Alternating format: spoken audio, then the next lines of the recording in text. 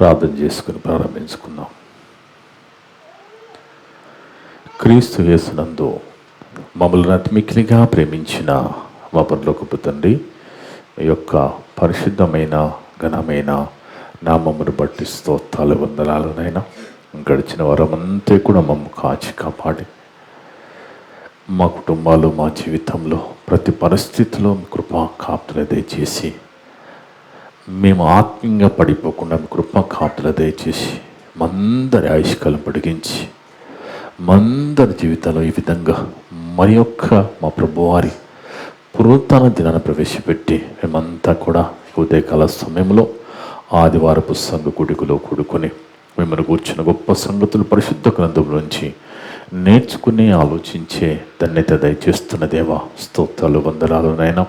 వచ్చిన వింటున్న ప్రతి ఒక్క బిడ్డని పేరు పైన ముట్టండి, తాకండి, పరిశుద్ధపరచండి, బలపరచండి తండ్రి. ఒక సమయంలో మేమంతా కూడా పరిశుద్ధ గ్రంథం నుంచి గొప్ప సంగతులు పరిశోధన చేస్తుండగా మందరికీ పరిశుద్ధ ఆత్మసాన్ని దయచేయండి తండ్రి. మాట్లాడే నాకు కూడా ఆత్మసాన్ని ప్రసాదించండి తండ్రి. నేను సత్యవాక్యం సరిగా విభజించి మాట్లాడే ఆత్మసాన్ని దయచేయండి తండ్రి. మనుషుని సంతోషపెట్టే మాటలను మాట్లాడకుండా మిమ్మల్ని మాత్రమే సంతోషపెట్టే విధంగా మాట్లాడుకో కృప చూపండి తండ్రి. నన్ను నేను తగ్గించుకుని మేము ఇచ్చిస్తూ మీకే కీర్తి మహిమ తెచ్చే విధంగా మాట్లాడే భాగ్యాన్ని ప్రసాదించండి దేవా. నా ద్వారా మాట్లాడే ప్రతి మాట వింటున్నందరి ఉదయాలలో ఫలింపచేయమని సమస్త ఘనత మహిమ ప్రభావాలు మీకే చెల్లిస్తూ మా ప్రభును మా రక్షకుడును మీ పిలి కుమారుడు అయిన యేసుక్రీస్తు వారి పరిశుద్ధ నామమున అడిగి వేడుకొనుచున్నాము తండ్రి, ఆమేన్. ముందుగా దేవునికి స్తోత్రం చెల్లిద్దాం. కుడి వచ్చిన సంఘస్థులకు, ఆన్లైన్ ద్వారా యూట్యూబ్ ద్వారా వింటున్న దేవుళ్ళందరూ కూడా యేసుక్రీస్తు నామమున వందనాలు. దేవుని బిడ్డలారా, దేవుని మహాకృపను బట్టి మనమంతా ఈ విధంగా ఆదివారపు సంఘ కొడుకులు కూడుకొని మరి ఒక గొప్ప సంగతిని పరిశుద్ధ గ్రంథం నుంచి నేర్చుకుని ఆలోచించే ధన్యత దయచేసిన తండ్రికి యేసుక్రీస్తు ద్వారా కృతజ్ఞతాస్తుతులు చెల్లిద్దాం. ఆమేన్. ఈరోజు దేవుడు సంఘాన్ని ఆన్లైన్ ద్వారా యూట్యూబ్ ద్వారా వింటున్న ప్రతి ఒక్క బిడ్డని ప్రేమించి మనందరి కోసం ఏర్పాటు చేసిన అంశం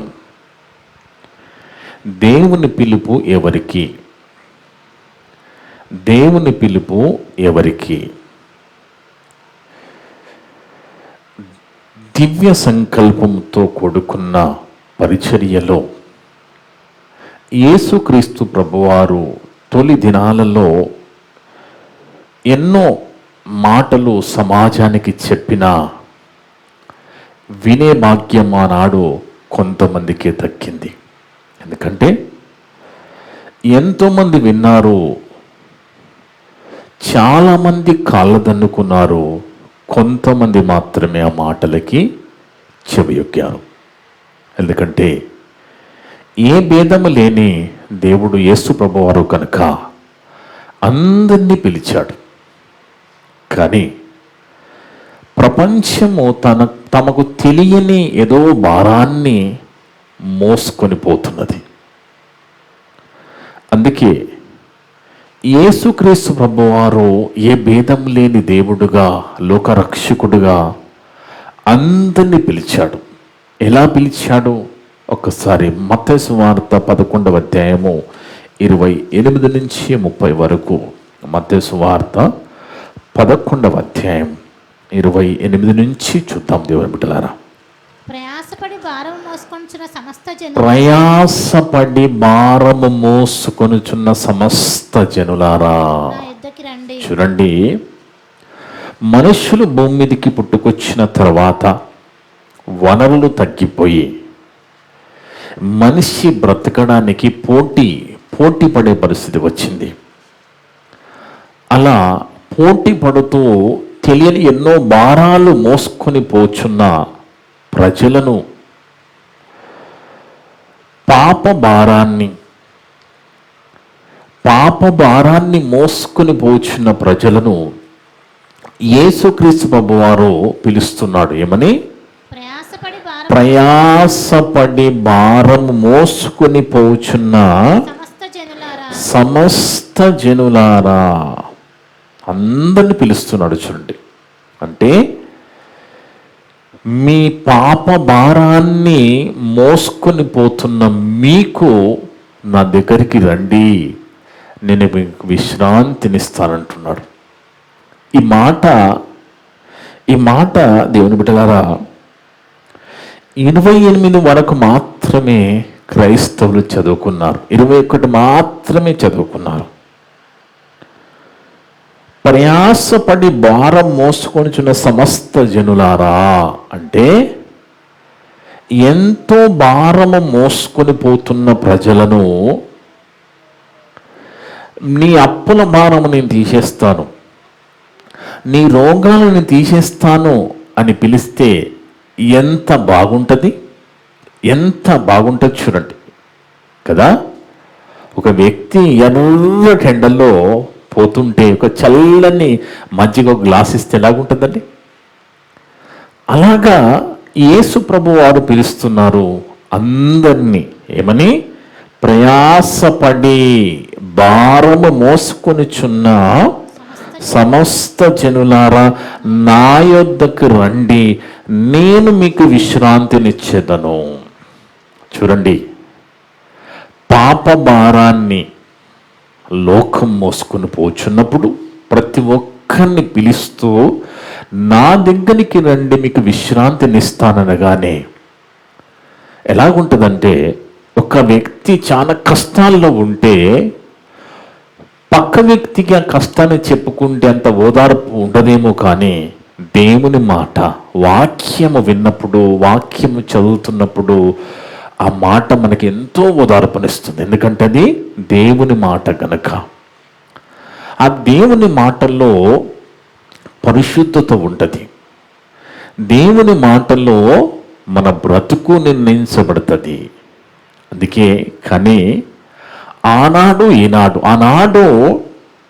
ఇశ్రాయేలులకు ధర్మశాస్త్రం ఇవ్వబడ్డది, కానీ వాళ్ళు దాన్ని పట్టించుకోక దేవుని మర్మాలన్నీ, దేవుని గూర్చిన సంగతులు వాళ్ళకి మర్మంగా ఉన్నాయి. విచిత్రం ఏంటంటే ఈనాడు వాక్యం చదవడానికి ఎవరికి కూడా ఆసక్తి లేదు.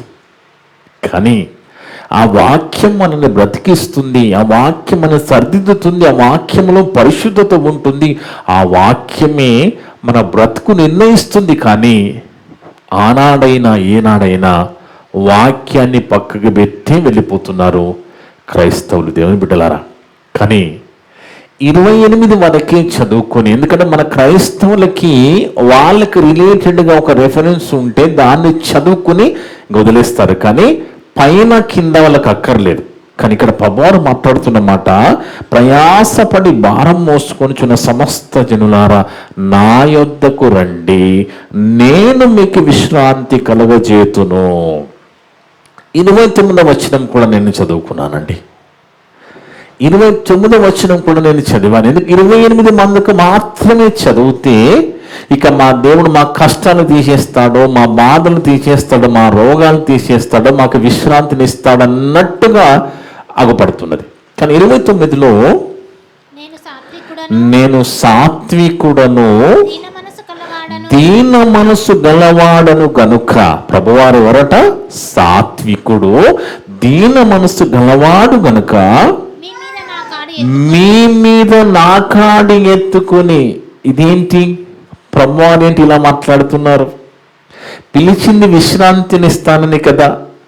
అప్పటికే పాప భారముతో, లోక భారముతో బ్రతుకుతున్న మనుషులను తన యుగ్గానికి పిలిచి మీరు రండి, మీకు విశ్రాంతినిస్తానన్న ప్రభువు, విశ్రాంతినిస్తానన్న ప్రభు ఏమంటున్నాడు? నా కాడి మీ మీద పెట్టుకోమంటున్నాడు. అప్పటికే భారం పెరిగిపోయింది కదా, మళ్ళా కాడి మీ మీద పెడతానంటున్నారంటే ప్రపంచము ఏదో చేయవలసి ఉన్నది, ప్రపంచం ఏదో భారము మోయవలసి ఉన్నది. అందుకే ఏమంటున్నాడు? నేను సాత్వికుడను దీన మనసు గలవాడను గనుక మీ మీద నా కాడి ఎత్తుకుని నా యొద్ద నేర్చుకొనుడు, అప్పుడు మీ ప్రాణములకు విశ్రాంతి దొరుకును. చూడండి, కాడి మనం ఎత్తుకోవాలట, భారం అప్పటికీ ఉన్నది. ఆ భారాన్ని మరి తీసివేస్తానంటున్న ప్రభువు ఆ భారంతో పాటు కాడి కూడా ఎత్తుకోమంటున్నాడు. కాడిని ఎవరి మీద పెడతారండి? కాడి ఎద్దుల మెడల మీద పెడతారు, అవునా కదా? ఎద్దుల మెడ మీదకి కాడి రాగానే ఇమీడియట్గా ఎద్దులు ఏం చేయాలి? దుక్కి దున్నాలి, అవునా కదా? నాగలి దున్నాలి, బండిని మొయ్యాలి, అవునా కదా? అంటే కాడి వాటి మెడ మీదకి రాగానే ఇమీడియట్గా వాటికి అర్థమైపోతుంది, ఇప్పుడు మేము ఏం చేయాలి? దుక్కు దున్నాలి, నాగలి దున్నాలి, బండిని లాగాలి అనేది వాటికి అర్థమైపోయి తల వంచి కాడి మెడల మీద పెట్టించుకొని వెళ్ళిపోతూ ఉంటాయి. ఇక్కడ ప్రభువారు కూడా అంటున్నారు, నా కాడి మీరు ఎత్తుకుని. అంటే క్రైస్తవులు ఏమనుకుంటున్నారంటే, నాకేం పని ఉందండి, నేను ఏం పని చేయవలసిన అవసరం లేదు, సోమవారం నుంచి శనివారం వరకు నా పనులన్నీ చేసుకొని ఆదివారం ఆలయానికి వస్తే సరిపోతుంది అనుకుంటున్నారు క్రైస్తవులు.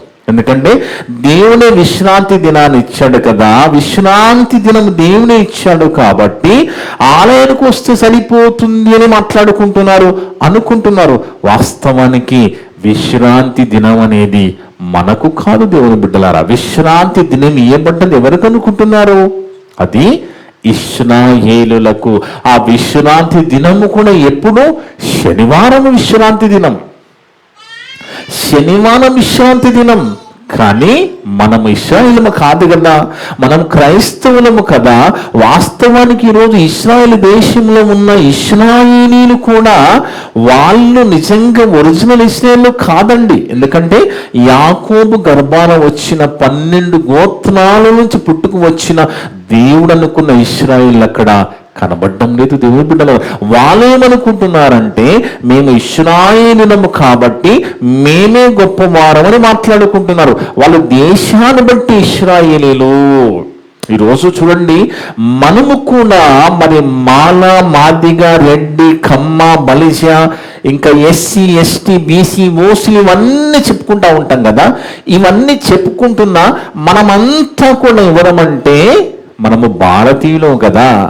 దేశాన్ని బట్టి మనము భారతదేశ వాస్తవంలో ఎలాగయ్యామో వాళ్ళు కూడా ఆ ఉండే స్థలాన్ని బట్టి ఇశ్రాయేలు అయిపోయారు తప్ప వాళ్ళు మరి నిజంగా దేవుడు అనుకున్న ఇశ్రాయేలీలు అక్కడ లేరు దేవుని బిడ్డలారా. అందుకే విశ్రాంతి దినం అంటే 6 రోజులు పని చేసుకొని వచ్చి ఆదివారం వచ్చి, లేదా వాళ్ళు శనివారం వచ్చి లేదా ఫ్యాన్ కింద కూర్చొని చెలిలో కూర్చొని వెళ్ళిపోవడం కాదు. అర్థముందా దేవుని బిడ్డలారా?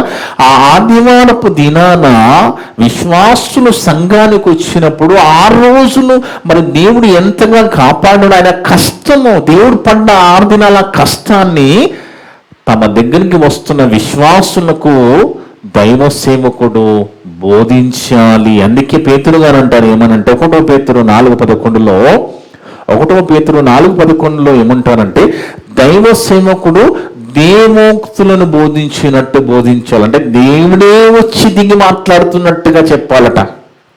ఒకడు బోధించిన ఎడల దైవోక్తులను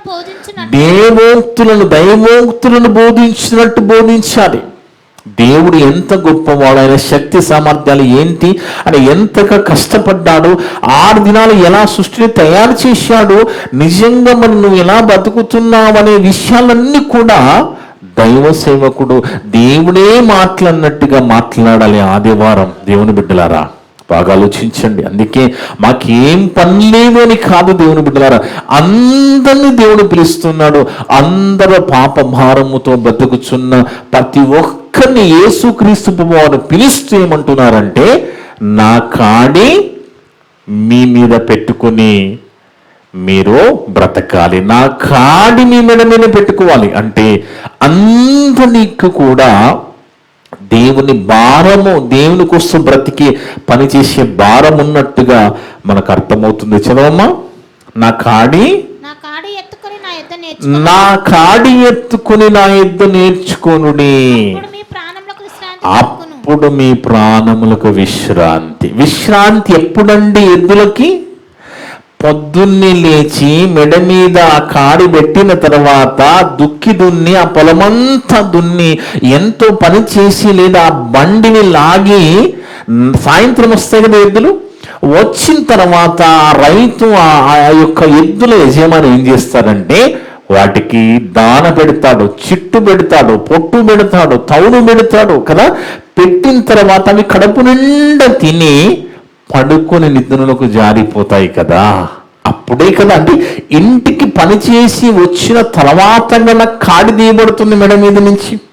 అంటే మనము కూడా దేవుని పని చేస్తే, మనము కూడా దేవుని పనిలో ఉంటే మనకి విశ్రాంతి దొరికేది భూమి మీద కాదండి. అందుకే ప్రతి క్రైస్తవుడు అంటే అందరూ వాక్యం చెప్పాలి అంటే నువ్వు చెప్పే సామర్థ్యం ఉంటే వాక్యం చెప్పాలి, లేదా వాక్యం చెప్పియాలి, నువ్వు సహకారులుగా ఉండాలి, దేవుని పనిలో ఉండాలి, అన్నీ చేసుకుంటూ వెళ్ళిపోతూ ఉండాలి. నీ పనులు చేసుకోవాలి, దేవుని పనులు చేసుకోవాలి. ఎందుకంటే పరలోకము ఉచితంగా రాదు. దేవుని బిడ్డలారా గుర్తుపెట్టుకోండి, పరలోకము ఉచితంగా ఇయ్యబడదు. నువ్వు కష్టపడి దేవుని పని చేయాలి, నీ పనులు చేసుకోవాలి, అప్పుడే పరలోకము దొరుకుతుంది. కనుక ఆ కాడి అనేది ఎప్పుడు తీయబడుతుంది అంటే నువ్వు దేవుని పని చేసి, అంటే లోక భారాన్ని మోసి పరలోకం దొరుకుతుంది అనుకుంటున్నాను కాదండి. దేవుని భారం అనేది కూడా ఉన్నది. దేవుని పిలుపు అందరికీ ఉన్నది. రకరకాల తలాంతులు కలిగి ఉంటారు. ఆ తలాంతులు దేవుని కోసం వాడాలి, ఉపయోగించాలి. ఖచ్చితంగా అందరూ దేవుని పని చేస్తేనే, దేవుని పనిలో ఉంటేనే పరలోకము దొరుకుతుంది. ఎందుకంటే ఒకనాడు ప్రభువారు బోధ చేస్తున్న కాలంలో ఒక దైవసేవకుడు దేవోక్తులు బోధించినట్టు బోధించాలంటున్నాడు కదా. యేసుక్రీస్తు ప్రభువారు మన బోధ చేస్తున్న ఆ దినాలలో 3 రోజులు ఏం తినకుండా ప్రభువారు మాటలు విన్నారట. అంటే ఎంత గొప్పగా ప్రభువారు మాట్లాడి ఉంటారండి. వాళ్ళు మర్చిపోయారు, ఆ 3 రోజులు తినాలనేది మర్చిపోయి ఆ 3 రోజులు ఏమి తినకుండా ప్రభువారు మాటలు విన్నారు. ప్రభువారే ఆలోచించారు వాళ్ళ కోసం. ఏమని? వీళ్ళకి పాపము 3 రోజులు అయిపోయింది, ఏమి తినలేదు, మూర్ఛపడిపోతారేమోని ప్రభువారే వాళ్ళ గురించి ఆలోచించి బోధన సదుపాయం ఏర్పాటు చేశారు తప్ప ఇక మేము వెళ్ళి తిని వస్తామని వాళ్ళు అనలేదండి. అందుకే చూడండి, మత్తయి సువార్త 15:32లో, మత్తయి సువార్త 15:32 వచనం. అంతటా యేసు తన శిష్యులను పిలిచి ఈ జనులు నేటికి 3 దినముల నుండి నా యొద్ద ఉన్నారు, వారికి తిననేమీ లేదట. చూడండి, 3 రోజులండి. ఒక 3 గంటలు కూర్చోగలుగుతారా మీరు? ఆలోచించండి. 3 రోజులు దేవుని మాటలు విన్నారండి. తిండి మర్చిపోయి, అరే తినలేదనేది మర్చిపోయి ప్రభువారే ఆలోచించారు వాళ్ళ గురించి. ఎంత మంచి మనసు చూడండి ప్రభుది. వారి మీద కనికరపడి మార్గంలో మళ్ళా తిరిగి వెళుతుంది, ఎక్కడ మూర్ఛపడి పడిపోతారని మన గొప్ప మనసు కలిగిన మన ప్రభు ఆలోచించే వాళ్ళకి భోజన సదుపాయం కలగజేశాడు. దేవుని బిడ్డలారా బాగా ఆలోచించండి. అందుకే దేవుని బిడ్డలారా ఆనాడు ఇశ్రాయేలుకు దేవుని మాటలు మర్మంగా ఉన్నాయి. అందుకే పౌలు గారు కూడా అంటారు, నేను మర్మంగా ఉన్న వాటిలో కొన్ని ఆ మర్మాలు చెప్పే అవకాశం నాకు దక్కింది అందుకని మరి పౌలు గారు కూడా కొన్ని సందర్భాల్లో మాట్లాడుతూ ఉంటారు. దేవుని బిడ్డలారా అందుకే దేవుని బిడ్డలారా బాగా ఆలోచించండి. ఇప్పుడు ఇశ్రాయేలు మేము గొప్పవాళ్ళము, మేమే గొప్పవాళ్ళము అనుకుంటే ఇప్పుడు అలా లేదు. ఎవరైతే మనం పోయిన వారు మాట్లాడుకున్నామో వాళ్ళు ఇశ్రాయేలుగా మొదటి వారుగా ఉన్న వాళ్ళు కడపడవారుగా అయిపోయారో ఇప్పుడు దేవుని దృష్టిలో అందరూ సమానులే. ఆనాడు ఇశ్రాయేలు యూదులుగా ఉన్న పౌలు గారు మరి బెన్యామీను గోత్రస్తుడు పౌలు గారు, అలా ఆ పేతురు అపోస్తులంతా కూడా ఇశ్రాయేలీలుగా యూదులుగా ఉన్నారు. వాళ్ళంతా కూడా యేసు ప్రభు వారిని నమ్ముకుని క్రైస్తవులుగా మారిపోయారు. ఇప్పుడు ఏంటంటే యేసుక్రీస్తునందు అందరూ క్రైస్తవులుగా మారిపోవాలి. ఇక్కడ చిన్న స్త్రీ పురుషుడు మరి ప్రాంత భేదము ప్రభు దగ్గర లేదు అని గలతీ పత్రిక 3:27 నుంచి మాట్లాడుతున్నారు. చూడండి పౌలు భక్తుడు, గలతీ పత్రిక 3వ అధ్యాయం 27 నుంచి 29 వరకు చదువుకుంటే దేవుని బిడ్డలారా, గలతీ పత్రిక 3వ అధ్యాయము 27 నుంచి. క్రీస్తులోనికి బాప్తిసం పొందిన క్రీస్తులోనికి బాప్తిసం పొందిన తర్వాత క్రీస్తును ధరించుకొని ఉన్నారు. ఇక క్రీస్తుని ధరించుకుని ఉన్నాము గనక ఇందులో యూదుడని, ఇక ఇందులో యూదుడని, ఇశ్రాయేలుడని, గ్రీసు దేశస్థుడని, దాసుడని, స్వతంత్రుడని భేదము లేదు. ఇక పురుషుడు స్త్రీ భేదము లేదు. ఇంకా యేసుక్రీస్తునందు మనమందరము కూడా ఏకముగా ఉన్నారు. ప్రాంతాల బట్టి రకరకాలుగా మరి పిలుచుకుంటున్నా కానీ ఇప్పుడు యేసుక్రీస్తుని నమ్మిన వాళ్ళంతా కూడా సమానముగా ఉన్నారు. స్త్రీ పురుష భేదము లేదు ప్రభు దగ్గర, ప్రాంత భేదము లేదు, ఇశ్రాయేలులని మరి దాసులని భేదము లేదు. అందరూ యేసుక్రీస్తులో బాప్తిసము ద్వారా సమానముగా చేయబడ్డారట దేవుని బిడ్డలారా. అందుకే దేవుని బిడ్డలారా, ఇక్కడ మనం ఆలోచిస్తే లోక సంబంధమైన భారాన్ని మోసుకొని పోతూ మాకు కూడా పరలోకం దొరుకుతుందంటే దొరకదు. ఎందుకంటే నువ్వు లోకంలో బ్రతకడానికి నీ పనులు చేసుకుంటున్నా కానీ దేవుని పని ప్రత్యక్షంగానైనా పరోక్షంగానైనా నువ్వు దేవుని పని చేస్తూ ఉండాలి. ఉచితంగా పరలోకం ఇయ్యబడదు. విశ్రాంతి ఎప్పుడు అంటే పని చేసిన వానికే విశ్రాంతి. ప్రభు భారాన్ని మోసి పని చేసిన వానికే విశ్రాంతి దొరుకుతుంది. ఏ పని లేని వానికి విశ్రాంతి ఎందుకు? అర్థమవుతుంది దేవుడు. అసలు పనే చేయని వాడికి విశ్రాంతి దేవుడు ఎలా ఇస్తాడు? ఆ విశ్రాంతి భూమి మీద విశ్రాంతి గురించి కాదు కదా. భూమి మీద విశ్రాంతి గురించి ప్రభు వారు మాట్లాడడం లేదు. భూమి మీద నీకు ఇచ్చిన ఆయుష్కాలంలో, నీ బ్రతుకు దినాలన్నిటిలో నీకు ఇచ్చిన ఆయుష్కాలాన్ని నువ్వు దేవుని పనిలో ఉపయోగించుకుంటూ, నీ కష్టార్జితాన్ని దేవుని కోసం ఖర్చు పెడుతూ, నీ అవయవాలు దేవుని కోసం ఖర్చు పెడుతూ, నీ గొంతును నీకు ఇచ్చిన ప్రతి దేవుని పనిలోను మరి కరిగిస్తూ నువ్వు కాలము నువ్వు చనిపోయినప్పుడు అప్పుడు కదా నువ్వు విశ్రాంతిలోకి వెళుతావు. అందుకే దేవుని బిడ్డలారా, ప్రభువారు మాట్లాడుతూ అంటూ ఉంటారు, ఇప్పుడు మనమున్న కాలం ఎలాగున్నది, ప్రభువారు చెప్పిన కాలం కూడా పరిస్థితి ఎలాగున్నాయి అనేది యోహాను సువార్త 6వ అధ్యాయం 27 నుంచి 27 చూద్దాం. యోహాను సువార్త 6వ అధ్యాయం 27 వచనంలో ప్రభువారు మాట్లాడుతున్నారు. యోహాను సువార్త 6వ అధ్యాయం 27 వచనం.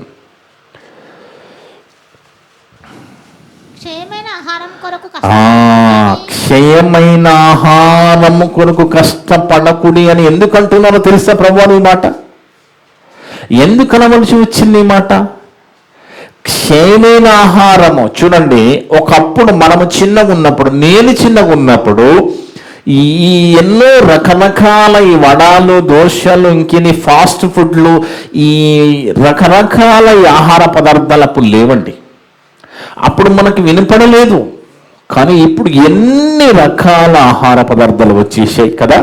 ఎన్నో రకాల ఆహార పదార్థాలు, ఆ ఆహార పదార్థాలు కల్తీలు, దానివల్ల రోగాలు కూడా అన్నీ వచ్చేసాయి దేవుని బిడ్డలరా. కానీ మనము చిన్నగా ఉన్నప్పుడు ఇలాంటివి లేవు కదా. ఇప్పుడున్న పరిస్థితి ఎలాగుందంటే కష్టపడితేనే కానీ ఆహారం సంపాదించుకునే పరిస్థితులు కనబడుతున్నాయి. అర్థమవును దేవుని బిడ్డలారా. ఇప్పుడు ప్రభువారు చెప్పిందని, ఇప్పుడు కష్టపడితేనే కానీ ఆహారం దొరికే పరిస్థితి. కొంతమంది కుటుంబాన్ని పోషించుకోవడానికి, మరి మన భార్య పిల్లల్ని పోషించుకోవడానికి ఎంతో కష్టపడతారు కదా. ₹2 మరి జమ చేసుకుంటూ ఆ కుటుంబాన్ని నడిపించుకుంటూ ఉంటారు కదా.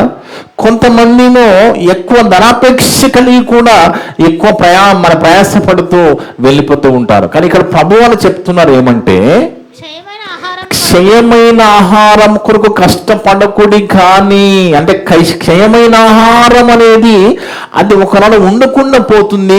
దానికోసం మీరు కష్టపడి మాకు పరలోకం వస్తుందంటే దొరకదు. కానీ క్షయమైన ఆహారం కొరకు మీరు కష్టపడకూడదు. కానీ కలుగచేయి నిత్య జీవము కలుగజేయు అక్షయమైన ఆహారము కొరకు మీరు కష్టపడుడి. మనం కష్టపడవలసింది క్రైస్తవులు దేనికోసమట? నిత్య జీవము కలుగజేయే అక్షయమైన ఆహారము ఏంటది? వాక్యం.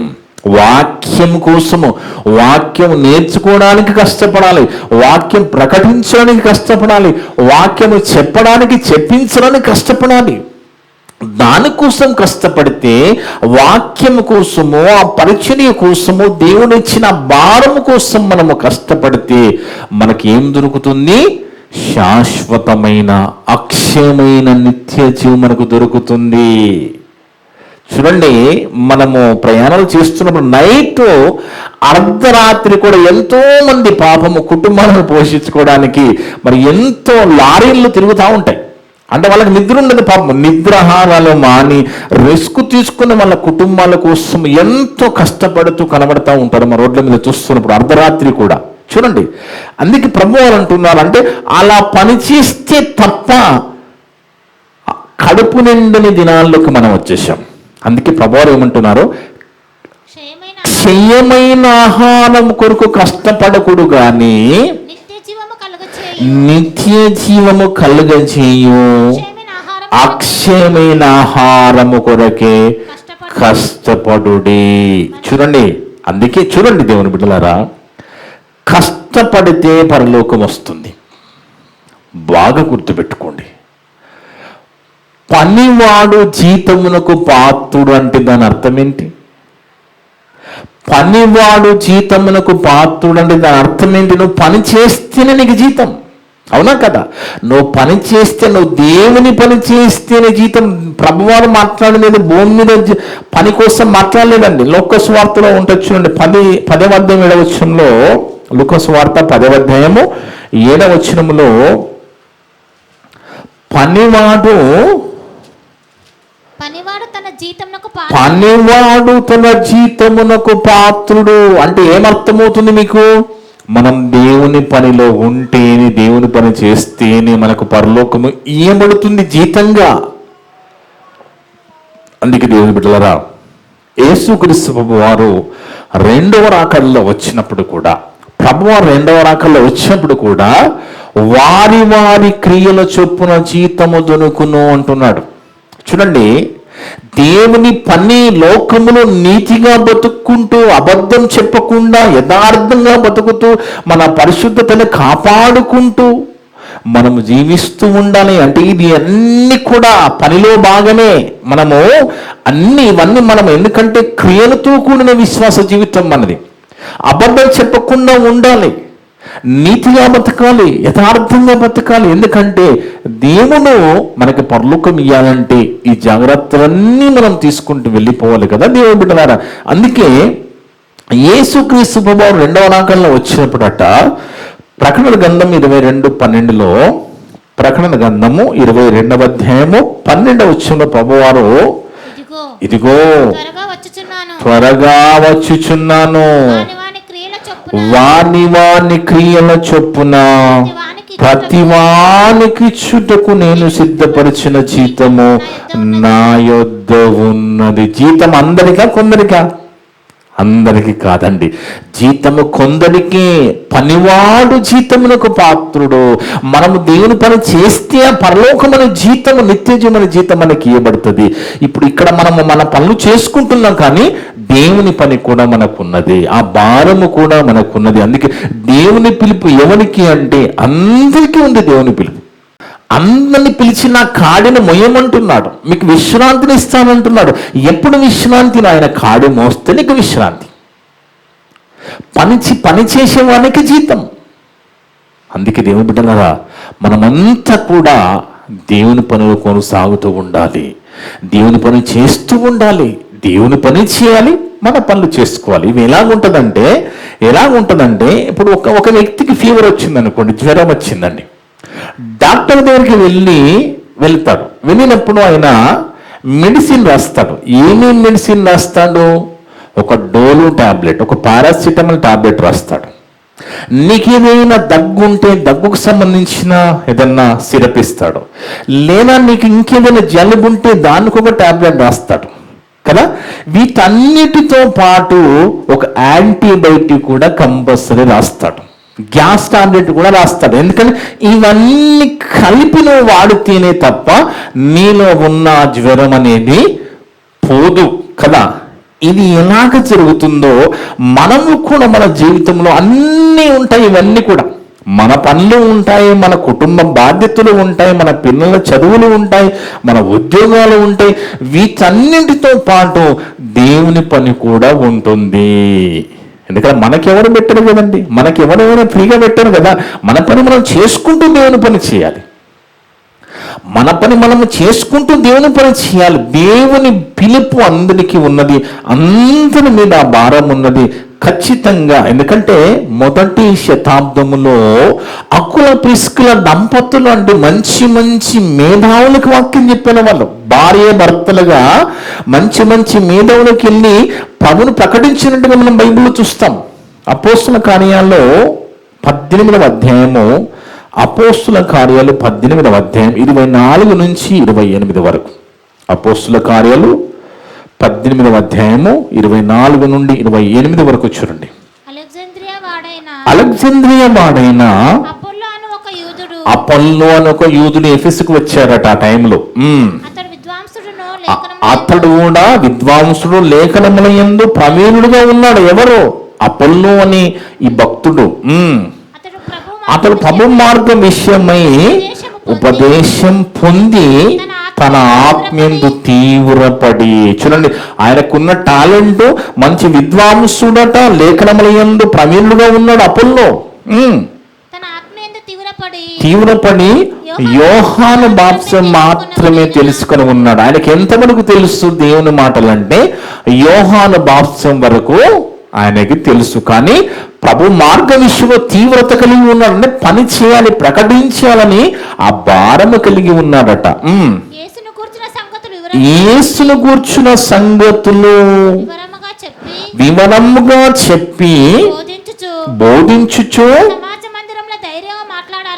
ఆ సమాజ మందిరంలో ధైర్యంగా మాట్లాడ ఆరంభించారట. ఎవరు? అపోల్లో. ప్రిస్కిల్లా అకుల వీళ్ళెవరు?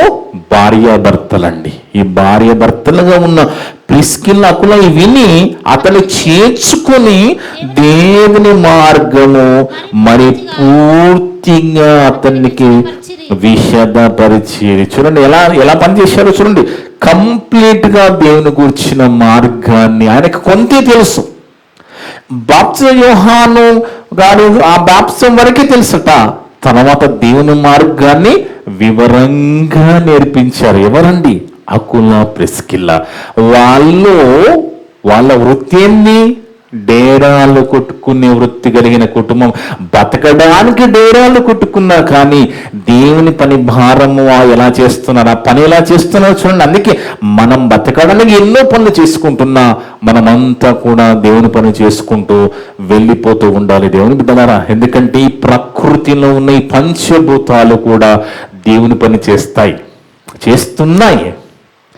మనం అనుకుంటున్నాము, మనకు మనం ఆలోచిస్తే తప్ప, మనసు పెట్టి ఆలోచిస్తే తప్ప మనకు అర్థం కాదు. ఈ సృష్టిలో ప్రతిదీ కూడా దేవుని పని చేస్తున్నది. ఈ భూమి, ఈ ఆకాశము, ఈ అగ్ని, నీరు, ఇవన్నీ, ఈ గాలి, ఇవన్నీ కూడా దేవుని పని చేసుకుంటూ వెళ్ళిపోతున్నాయి. అంటే భూమి మీదకి వచ్చిన తర్వాత మనుషులుగా మనము దేవుని పనిలో ఉండాలి. ప్రకృతి అంతా కూడా దేవుని పనిలో కొనసాగాలి. దేవుని బిడ్డ ఉచితంగా ఏం కాదండి, ఉచితం. మనం దేవుని పని చేసినందుకు మనకు జీతం ఇస్తాడు కదా, ఫ్రీ కాదు కదండి. మనం ఫ్రీగా ఉద్యోగం చేస్తారండి ఇక్కడ. మీలో ఫ్రీగా ఆఫీస్కి వెళ్ళి వస్తామండి మాకు జీతం వద్దనే వాళ్ళు ఎవరైనా ఉన్నారా? లేదా ఫ్రీగా మేము వ్యాపారం చేస్తాం మాకు ఏ లాభం వద్దనే వాళ్ళు ఉన్నారా? లేరు కదా. ఏది ఫ్రీగా మనం చేయం కదా. ఇక్కడ దేవుడు కూడా ఫ్రీగా పరలోకం ఇయ్యడు. కానీ మనం దేవుని పని చేస్తే, ఆ కాడి మోస్తే, ఆ భారం మోస్తే మనకి జీతము ఏంటి? ఆ పరలోకమ నిత్య జీవమున జీతం ఖచ్చితంగా ఇస్తాడు. ఎందుకంటే ఆయన న్యాయవంతుడైన దేవుడు. మనము ఆ భాగ్యము, పనిచేసే భాగ్యము దొరుకుతుందండి అదృష్టవంతులం. అర్థముందండి? దేవుని పని చేసే భాగ్యం దొరుకుతుందంటే ఎంతో అదృష్టం అది. ఎందుకంటే దేవుని పని చేయడం అది చాలా గొప్ప విషయం. ఈ ప్రపంచంలో మంచి ఉద్యోగం ఏదైనా ఉంది అంటే అది దేవుని పని చేసే ఉద్యోగమే దేవుని బిడ్డలారా. అందుకే దేవుని బిడ్డలారా ఒక మంచి మాట మరి పౌలు గారు రాస్తూ 2వ కొరింథీ పత్రిక 7వ అధ్యాయం 1వ వచనంలో, 2వ కొరింథీ పత్రిక 7వ అధ్యాయము 1వ వచనంలో, ప్రియులారా మనకు ఈ వాగ్దానములు ఉన్నవి గనుక. చూడండి, ఇశ్రాయేలుకి ఎలాంటి వాగ్దానాలు ఉన్నాయి? మీ దుక్కులను దీవిస్తాను, మీ పంటను దీవిస్తాను, మీ జంతువులను దీవిస్తాను అనే వాగ్దానాలు వాళ్ళకు ఉన్నాయి. అవన్నీ ఇప్పుడు మనకు లేవు. అన్ని వాగ్దానాలు ఇప్పుడు మనకు లేవు. మనకేం వాగ్దానాలు ఉన్నాయి మరి? చూడండి ప్రియులారా, మనకు ఈ వాగ్దానములు ఉన్నవి కనుక దేవుని భయముతో పరిశుద్ధతను సంపూర్తి చేసి కొనుచు శరీరమునకును ఆత్మకును కలిగిన సమస్త కల్మషము నుండి మనల్ని పవిత్రులుగా చేసుకుందాము. అంటే మనం ఎందుకు బతుకున్నాం ఇంకా అంటే మనం ఇంకా మారడానికి, ఇంకా మనము సంపూర్ణులు అవడానికి బతుకున్నాం మనం. అర్థమవుతుందండి? ఇక్కడ పరిశుద్ధత అనేది అని మరి షర్ట్ ప్యాంట్ లాంటిది, చీర లాంటిది కానీ కట్టుకోవడానికి. పరిశుద్ధత అనేది అది జీవితంలో మన జీవితానికి సంబంధించింది కాబట్టి ఆ పరిశుద్ధతలో మనము సంపూర్ణలో రావాలి, సంపూర్ణతలోకి వెళ్ళిపోతూ ఉండాలి. ఆ సంపూర్ణతలోకి వెళ్ళిపోతూ మన వాక్యములో ఎదుగుతూ వెళ్ళిపోతూ ఉండాలి. ఎందుకంటే హోంవర్క్ ఇస్తారు కదా పిల్లలకి హోంవర్క్ ఇస్తారండి. హోంవర్క్ అనగానే ఒక సైన్స్ మాత్రమేనా? వాళ్ళకి ఇచ్చిన హోంవర్క్ ఓన్లీ సైన్స్ సబ్జెక్టా? సైన్స్ మాత్రమే కాదు కదా, అందులో సైన్స్ ఉంటుంది, ఫిజిక్స్ ఉంటుంది, కెమిస్ట్రీ ఉంటుంది కదా. ఇవన్నీ చేస్తేనే దాన్ని ఏమంటాము? హోంవర్క్ అంటాం కదా. ఇక్కడ కూడా ప్రియులారా మనకు ఈ వాగ్దానం ఉన్నవి కనుక దేవుని భయము. చూడండి దేవుని బిడ్డలారా, నేను పాటిస్తాను. దేవుని బిడ్డలారా, నేను పాటిస్తానండి. నాకు దేవుడు అంటే చాలా భయం అండి. ఎందుకంటే నేను ఎన్ని మాటలు మధురంగా నేను చెప్పగలుగుతున్నానంటే అది పాటిస్తే చాలా అద్భుతంగా మనం చెప్పొచ్చు దేవుని బిడ్డలారా. ఎందుకంటే మనం పాటించాలి. మీరైనా నేనైనా అందరూ పాటించాలండి. దేవుని భయం మనకు ఉండాలి. చూడండి ఇక్కడ ఏం చెప్తున్నాడంటే దేవుని భయముతో పరిశుద్ధతను సంపూర్తి చేసి, చూడండి పరిశుద్ధతను సంపూర్ణ కావాలి, సంపూర్తి చేసి కొనుచు శరీరమునకును ఆత్మకును కలిగిన సమస్త కల్మషమును నుండి మనము పవిత్రులుగా చేసుకుంటూ వెళ్ళిపోతూ ఉన్నాయి. ఇది రోజు జరిగే పని కదా. ఇది రోజు అంటే మనకి ఇచ్చిన ఆయుష్కాలంలో మనం రోజు ఇంకా సంపూర్ణులైతూ ఉండాలి. వాక్యంలో ఎదుగుతూ ఉండాలి, వాక్యంలో డెవలప్ అవుతూ ఉండాలి, దేవుని పనులు ఇంకా ఎదుగుతూ ఉండాలి. ఎందుకంటే పోయిన సంవత్సరం ఇప్పుడు ఆఖరి నెలకు వచ్చేసాం కదా, 2024 ఆఖరి నెలలకు వచ్చేసాం మనం కదా. 23లో ఎలా ఉన్నామో 24 డిసెంబర్కి ఎలా ఉన్నాం? మనలో ఆత్మీయ జీవితంలో డెవలప్మెంట్ ఉన్నదా? మరి ఉండాలి కదా. ఆ ఎదుగుదల ఉండాలి కదా. ఎదుగుదల అనేది ఒక్క రోజులో రాదు కదా. అది కొన్ని దినాలు పడుతుంది, నెలలు పడుతుంది, సంవత్సరం కూడా పట్టొచ్చు. అలా మనము రోజుకి మనము ఎదుగుతూ మన పరిశుద్ధతలో సంపూర్ణులుగా మారిపోతూ ఉండాలి. దేవునికి దగ్గరవుతూ ఉండాలి, లోకానికి దూరం అవుతూ ఉండాలి. దేవుని బిడ్డలు ఎక్కడి పాట అక్కడ పాడకూడదు, ఎండకాకూడదు. దేవుడు ఒప్పుకోడండి. ఎక్కడైనా ఒకే రీతిగా దేవుని కోసం మనం నిలబడాలి. ఎక్కడ పాట అక్కడ మాడితే మనల్ని మనం మోసం చేసుకుంటాం. వద్దు. ఎందుకంటే ఇప్పుడు మనం ఉన్న దినాలు చాలా ప్రమాదకరమైన దినాలు. ఎప్పుడు ఏమి జరుగుతుందో తెలియని దినాల్లో మనం ఉన్నాం దేవుని బిడ్డ. అందుకే ఇప్పుడు మనకి పని ఉన్నదని అర్థమైపోతుంది కదా. మనకి పని చేసేవాడికే జీతము. ఎవరికి విశ్రాంతి? ఎవరు కాడి మోస్తే, ఎవరు ప్రభు భారాన్ని మోసి పని చేస్తే వాళ్ళకి విశ్రాంతి దొరుకుతుంది. ఉచితంగా పనులకు ఇయ్యబడదనేది మనకి ఖచ్చితంగా అర్థమైపోతుంది కదా. ప్రకృతి కూడా మనకి బోధ చేస్తుందట. యోబు గ్రంథంలో చివరిగా 12వ అధ్యాయం 7-8 వచనాలు చూస్తే, యోబు గ్రంథము 12వ అధ్యాయము 7-8 వచనాలు. యోబు గ్రంథం 12వ అధ్యాయం 7-8 వచనాలు. దేవుని బిడ్డలారా, అయినను మృగములను విచారించును. ఏంటి, ఎవరు చెప్తున్నాడు ఈ మాటలు? మనుషులకు చెప్తున్నాడు. ఏమని? అరే ఒక్కసారి మృగాలను విచారించురా, విచారించును. ఏంటి, మృగాలు మనకు బోధిస్తాయా? చూడండి, మృగములు మనకు బోధించి పరిస్థితులకు మనుషులు వచ్చేసారా? అవును, ఎందుకంటే మనుషులే మృగాల్లాగా మారిపోతున్నారు కదా. దేవుని బిడ్డలారా, దేవుని కృపను బట్టి మనము సంఘములకు వచ్చాము, సత్యములు కొనసాగుతున్నాము. అందుకే సత్య సంబంధమైన పరిచర్యలో మనము నిలబడాలి, సహకారులుగా ఉండాలి, ఆ పనిలో కొనసాగాలి, మనం వంత పాడాలి మనము. అందుకే ఆయనను మృగములను విచారించు, అవి నీకు బోధించును, బోధ చేస్తాయట. ఆకాశ పక్షులను విచారించు, అవి నీకు తెలియజేయును. ఎందుకు చింతపడుతున్నావు? నాకు ఇల్లు లేదు, నాకు వాకిల్ లేదు, నాకు ధనం లేదు, అది లేదు, నువ్వు ఎందుకు చింతపడుతున్నావు? ఒకవేళ నీకు ఇవన్నీ నువ్వు చింతపడితే నీకు దేవుడు అన్ని ఇచ్చి నేను చంపేశాడు అనుకో, నీకు దేవుడు 1,00,00,000 రూపాయలు ఇచ్చి నేను చంపేస్తే ప్రయోజనం ఏముందండి? మనం బ్రతికి ఉండడం ముఖ్యం కదా. మనం బ్రతికి ఉండడము, అది దేవుల్లో ఉండడము చాలా ముఖ్యము. అందుకే నీకు అలా అనిపిస్తే ఆకాశ పక్షులను విచారించుము, అవి మీకు తెలియజేయను. భూమిని గూర్చి ధ్యానించిన యెడల అది నీకు బోధించును. సృష్టి దేవుని పనిలో ఉన్నది, ఈ ప్రకృతి దేవుని పనిలో ఉన్నది. ఒకసారి పోయి ఆ ప్రాంతాన్ని ముంచేస్తుంది. ఒకసారి భూకంపం రమ్మంటే వచ్చేస్తుంది. ఇప్పుడు ఈ మధ్య వింటున్నాం కదా, ఈ వారం రోజుల్లో పొద్దున ఉదయం 7-7:30 భూకంపాలు వచ్చి ఆ దేవుని పర్మిషన్తో జరుగుతుంది. మనమేదో మనకి ఉన్న జ్ఞానంతో చెప్పుకుంటా ఉంటే ఈ కారణం ఆ కారణం, అసలైన కారణం ఆయన పర్మిషన్ ఇస్తేనే. భూమిని గూర్చి ధ్యానించాడు, అది నీకు బోధించును. సముద్రములోని చేపలు నీకు దానిని వివరించును. చూడండి, దేవుడు చెప్తున్న మాటలు ఎంత అద్భుతంగా ఉన్నాయి చూడండి.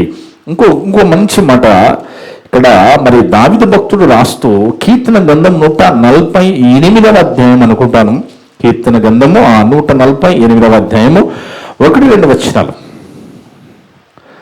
యెహోవాను స్తుతించుడి, ఆకాశవాసులారా యెహోవాను స్తుతించుడి, ఉన్నత స్థలముల నివాసులారా ఆయనను స్తుతించుడి, ఆయన దూతలారా మీరందరూ ఆయనను స్తుతించుడి, ఆయన సైన్యములారా మీరందరూ ఆయన స్తుతించుడి, సూర్య చంద్రుడు ఆయన స్తుతించుడి, కాంతిగా నక్షత్రాల మీరందరూ ఆయన స్తుతించుడి. చూడండి, ప్రైజ్ ద లార్డ్ అంటాం కదా మనం. ప్రైజ్ ద లార్డ్ మీద, ప్రైజ్ ద లార్డ్ సిస్టర్, అదే ప్రభువును స్తుతించుడు అంటే దాని అర్థం ప్రైజ్ ద లార్డ్ అనేది. ఆ ప్రైజ్ ద లార్డ్ అనే తెలుగులో ఏంటి దాని అర్థం? స్తుతించుడి, ప్రభువుని స్తుతించుడి. ఇక్కడ మనం ఏంటంటే ఎదుటి వాళ్ళకి ప్రైజ్ ద లార్డ్ చెప్తే, ఆయన ప్రైజ్ ద లార్డ్ చెప్తే మనం స్తుతించే వాళ్ళు ఎవరో మనకు తెలియదు. ఇప్పుడు ప్రైజ్ ద లార్డ్ అంటే దాని అర్థం ఏంటి? ప్రభువుని స్తుతించు. మరి నేను కూడా ప్రైజ్ ద లార్డ్, నువ్వు ప్రైజ్ ద లార్డ్ అంటే మరి స్తుతించే వాళ్ళు ఎవరు? అందుకే మనుషులు అలా తయారైపోయారు. కాబట్టి ఇక్కడ దేవుడు సృష్టికి చెప్తున్నాడు, స్తుతించమంటున్నాడు. స్తుతి దేవుని స్తుతించమంటుంది. ఈ ప్రకృతి దేవుని స్తుతిస్తుందంట, ఈ ప్రకృతి మనకు బోధ చేస్తుందంట, ప్రకృతి దేవుని పని చేస్తుందంట. అసలు పని దొంగ ఎవరంటే మనుషులే. కానీ ఆ లిస్ట్లో మనం ఉండకూడదు దేవుని బిడ్డలు. ఎందుకంటే దేవుడు మనకు తెలియజేశాడు కదా, మంచి దేవుడు కదండి, మంచి దేవుడు కదా, మనం ఎంతగా ప్రేమిస్తున్నాడు, అన్ని మనకి తెలియజేస్తున్నాడు కదా. మనం పని చేసుకోవాలండి. మనం పని చేసుకుంటున్నా కానీ దేవుని పని కూడా చేసుకుంటూ వెళ్ళిపోతూ ఉండాలి. ఎందుకంటే దేవుని పిలుపు అందరికీ ఉన్నది. ఇప్పుడు కొత్తగా మరి వివాహం చేసుకుంటే, ఆ వివాహం చేసుకుని దేవుని అడగండి, భార్యాభర్తలుగా మోకాళ్ళు వేసి, మా ఇద్దరిని ఎందుకు జతపరిచావు తండ్రి, మా ఎడల మీ సంకల్పం ఏంది, మేము ఏం చేయాలి తండ్రి అని అడగండి. ఎందుకంటే మనము మన పిల్లలకి మంచి చదువు చెప్పిస్తాము, మంచి వాళ్ళకి ఇండ్లు, వాళ్ళకి ఆస్తులు కూడబెడతాం కదా. ఇవన్నీ చేస్తున్న మనము వాళ్ళని దేవుళ్ళు కూడా పెంచితే ఎంత గొప్ప భాగ్యం అండి. వాళ్ళకి పరలోకం ఇప్పించిన వాళ్ళం అవుతాం కదా తల్లిదండ్రులుగా. అందుకే వాళ్ళ కోసమే మనం కష్టపడుతున్నాం, వాళ్ళ కోసమే మనం జమ చేస్తున్నాం అనుకుంటున్నాం, కానీ అసలైంది పక్కన పెట్టే పరిస్థితిలో మనం ఉండకూడదు. అందుకే నూతన దంపతులైనా వివాహం ఇప్పటికి చేసుకున్నామని ఎవరైనా కూడా ఖచ్చితంగా మీరు దేవుణ్ణి అడిగితే ఖచ్చితంగా మీకు తెలియజేస్తాడు. ఇప్పుడు తెలియజేశాడు కూడా, ఏమని? అందరికీ దేవుని పని ఉంది, అందరూ దేవుని పని చేయాలి. ఉచితంగా పరలోకం ఎవ్వరికి దొరకదు. కాడి మోసిన వానికే విశ్రాంతి. కాడి మోసిన ఎద్దులకు, దున్నపోతులకు, గేదెలకే సాయంకాలం రాత్రికాల సమయంలో విశ్రాంతి దొరుకుతుంది. కాడి తీసేసి కడుపు నిండా భోజనం పెడతాడు యజమాని. అలాగే మనము ప్రభు భారమని ఆ కాడిని మనము మోసి దేవుని పనిలో కొనసాగి మనము చనిపోతే శాశ్వతమైన విశ్రాంతిలోకి వెళ్ళిపోతాం. ఎందుకంటే ప్రభు పిలిచింది అది ఏమని? నేను సాత్వికుడను, దీన మనసు గలవాడను, మీరు నా యుద్ధ నేర్చుకుని నా కాడిని మొయ్యండి, నేను మీకు విశ్రాంతిని ఇస్తాను. ఇప్పుడు చలం ఒక్కసారి ఆ మాట ముగించుకుందాం. మత్తయి సువార్త 11వ అధ్యాయం, మత్తయి సువార్త 11:29 వచనం. నేను సాత్వికుడను, దీన మనసు గలవాడను గనుక మీ మీద నా కాడి ఎత్తుకుని నా యుద్ధ నేర్చుకుని, అప్పుడు మీ ప్రాణములకు విశ్రాంతి దొరుకును. ఎప్పుడు? మోసిన వానికి, పని చేసిన వానికి విశ్రాంతి ఇస్తానంటున్నాడు. కాబట్టి ఆ పని చేసుకుంటూ ప్రభు ఇస్తానన్న విశ్రాంతికి వెళ్ళే విధంగా బ్రతుకుదాం. అట్టి గొప్ప భాగ్యం దేవుడు మనందరికి దయచేయాలని కోరుతూ, ఇప్పటి వరకు నా ద్వారా మాట్లాడిన ప్రతి మాట విన్న మీ అందరి హృదయాలలో, చెప్పిన నా హృదయంలో దేవుడు సమృద్ధిగా ఫలింపజేయను గాక. ఆమేన్. ప్రార్థన చేసుకున్నాం. మమ్మలను మిక్కిలిగా ప్రేమించిన మా పరలోకపు తండ్రి, మీ యొక్క పరిశుద్ధమైన ఘనమైన నామమును బట్టి స్తోత్రాలు, వందనాలునైనా. గొప్ప దేవుడవునైనా, గొప్ప మాటలు దినాన మాతో మాట్లాడే విధానం బట్టి స్తోత్రాలు, వందనాలు. అవును తండ్రి, దేవుని పిలుపు అందరికీ ఉందని, ఆ పిలుపు అందుకుని పని చేసే వాళ్ళు కొంతమంది అని, కానీ ఆ కొంతమందిలో మేము కూడా ప్రభు పిలుపు అందుకుని ఆ కాడిని మేము మోస్తూ మా ప్రభు ఇస్తానన్న విశ్రాంతికి వెళ్ళే విధంగా మరి మా యొక్క పనిలో కొనసాగే గొప్ప భాగ్యాన్ని మా అందరికి దయచేయండి తండ్రి. ఇప్పుడు వరకు నా ద్వారా మాట్లాడిన ప్రతి మాట విన్న సంఘస్థులందరూ హృదయాలలో, ఆన్లైన్ ద్వారా, యూట్యూబ్ ద్వారా విన్న వినమూతులందరూ హృదయాలలో ఫలింపచేయండి తండ్రి. మేమంతా కూడా కేవలం వాక్యము చదివి విని వదిలిపెట్టి మమ్మల్ని మోసపరుచుకోకుండా విన్న మాటల ప్రకారంగా జీవించే ధన్యత దయచేయమని సమస్త ఘనత మహిమ ప్రభావాలు మీకే చెల్లిస్తూ, మా ప్రభువును మా రక్షకుడును మీ ప్రియ కుమారుడు అయిన యేసుక్రీస్తు వారి పరిశుద్ధ నామమున అడిగి వేడుకొనుచున్నాము తండ్రి. ఆమేన్. మీ అందరికీ వందనాలు.